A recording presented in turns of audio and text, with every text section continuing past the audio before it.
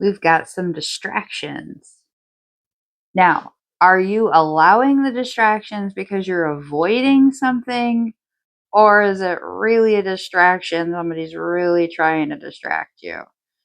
Many blessings to you. I'm so grateful that this video has crossed your timeline, all these beautiful, vibrant souls. This is a collective reading, so let's talk about this. Eight of Swords. Sometimes it's easy to make excuses.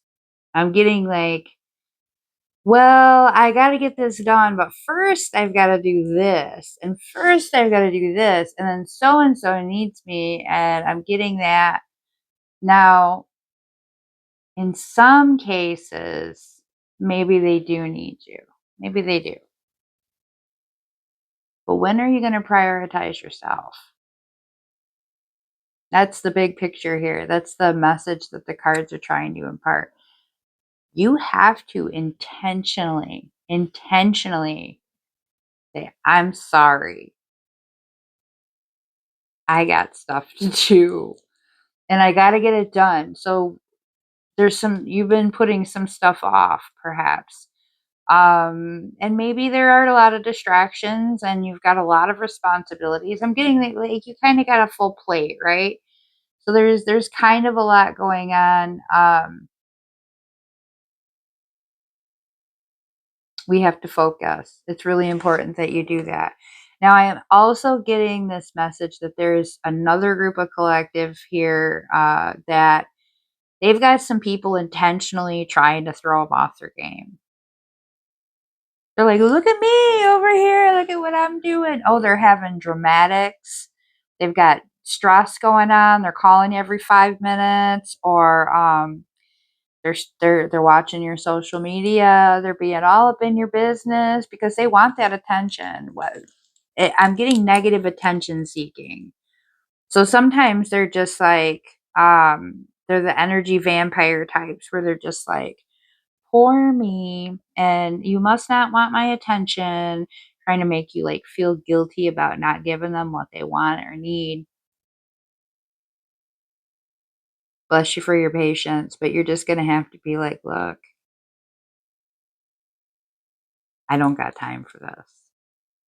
Let's get back on track. Let's stay focused on the things that you're trying to accomplish. Don't let anybody get in your way. Don't let any distractions happen. You are number one. Your goals are important and they matter, okay? Ooh, we have a death and rebirth here.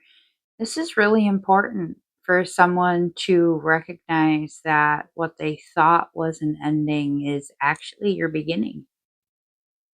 You're getting some disappointing news. You maybe didn't get the answer that you wanted. You didn't get the promotion. Um, that person chose somebody else. It happened exactly the way it was supposed to. And I know nobody wants to hear that. Like, that is just not the type of energy that you're trying to hear right now. You're like, no, because it felt like it was mine. I worked for it. I earned it. I'm the right one. Why wasn't I good enough? The problem isn't that you're not good enough. The problem was that you were too good for that situation. There's something better for you. And if you're locked up and you're caught up in grieving, you're gonna let it bypass you. You're gonna give up and quit and be down on yourself, and you're not gonna be vibrating at that energy that you need to be vibrating at. All you need to know is that your time is coming. Your person is coming, your job is coming, your opportunity is coming, that yes that you've been waiting for, it's yours. It's on its way. This was clearing some mess. I'm getting like it was a messy ending. Um, and I certainly don't want you to think that you're not supposed to process your feelings, because you are. Absolutely process them. But don't go live there. Don't pack up a bag and move in. Go visit. Go stay there. Go spend as much time as you need to there. And then check out. Go back where you belong. Get back on top. do the things. You know the routine though. I'm getting like this is not your first cycle. You know the routine. What do you got to do to get yourself back on track? You know, some girlies are individuals out there, go out there and do a little something with their hair, maybe get a new outfit or buy some new shoes. Maybe they get that car upgrade, whatever it is that you need to do that makes you feel good. You start that workout routine, start going to a book club, or you get a new coffee shop. You do what you need to do to get that energy right when you're ready, right? Because you're going to go on a little emotional vacation for a moment, and that's fine, but we'll see you when you get back. It's time to get that new started. It's here. Taking some risks here, huh? All right. We've got some spicy ones today. I love this. Yeah, it feels right, then it is right. You don't need to question it. Don't doubt it anymore. But look, you want big stuff, you got to be willing to put yourself out there. I'm getting you got to be willing to fall as far as you are willing to leap. Now, some folks, they don't like to fall because they think they look silly, they look foolish. Other people know that falling is a part of learning how to jump really well. You're not going to be some kind of really incredible long jumper unless you get out there and work really hard at practicing your jumps. And sometimes you fumble, sometimes you fall.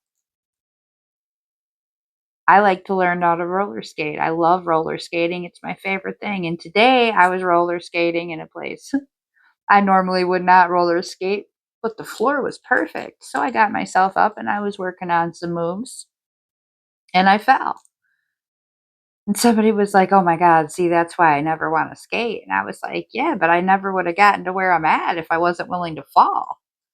I have to be willing to fall in order to improve my skills on something.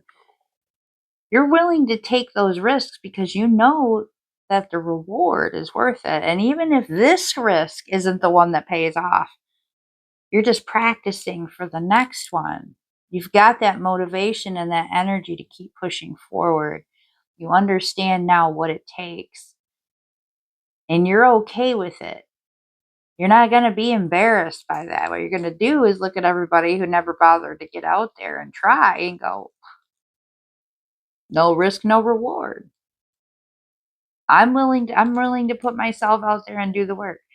I'm willing to risk looking silly this time because I know that eventually I'm going to be so good at it that I'm going to land it perfectly. And it's going to be exactly the kind of cheering and the applause.